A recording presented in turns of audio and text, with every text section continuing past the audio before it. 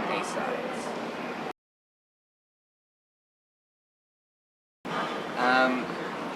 Well, we wish that we could take credit for the idea, but the idea was dreamt up by two of the younger guys who work at our management.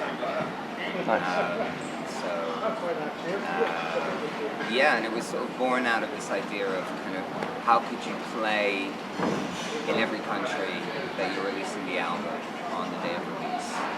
How could you do a showcase? And maybe about 10 years ago, or certainly 20 years ago when we started, that wouldn't have been possible at all.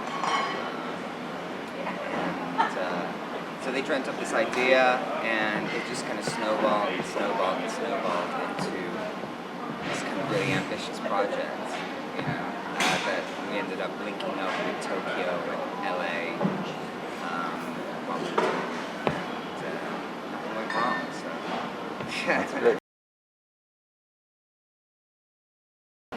People are buying even less records than they used to, and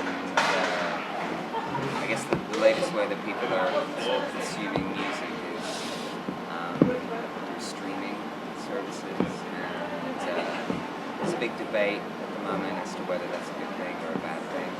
I don't know.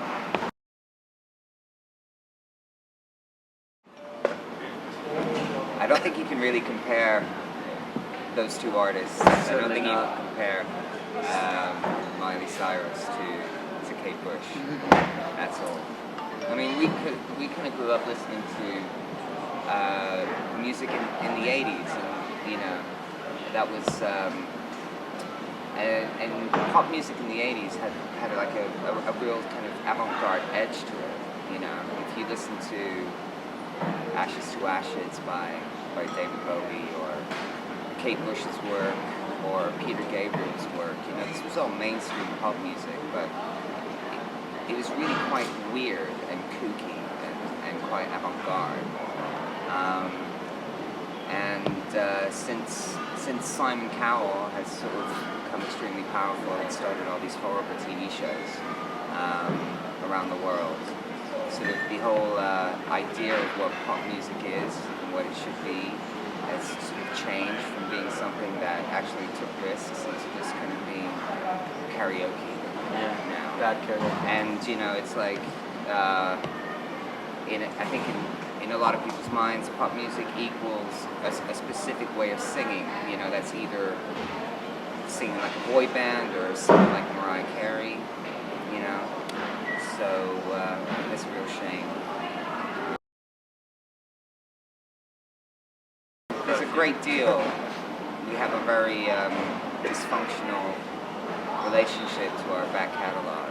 You know, normally, what the show that we perform live at any given time is pretty much the songs that we can bear to play over, you know, at that specific time that you come and see us.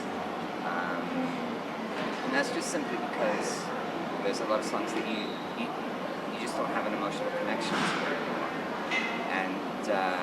And often they are sort of your most commercially successful, but what we feel is that to play them, even though the fans may want them, would be sort of a mechanical act. It wouldn't be like a truthful act. It would feel like we were lying, that we were lying by doing it. We kind of need to have an emotional connection to what we're performing. Otherwise, it just feels wrong. Yeah.